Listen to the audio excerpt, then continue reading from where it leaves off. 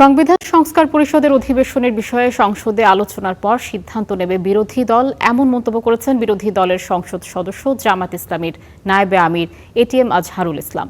রবিবার সকালে জাতীয় সংসদে প্রবেশের সময় সংস্কার পরিষদের অধিবেশনের বিষয়ে সাংবাদিকদের প্রশ্নের জবাবে কথা বলেন তিনি। এছাড়া অধিবেশনে যোগ দিতে সরকার দল ও বিরোধী দলের সংসদ সদস্যরা একে একে প্রবেশ করতে থাকে সংসদের ভেতরে।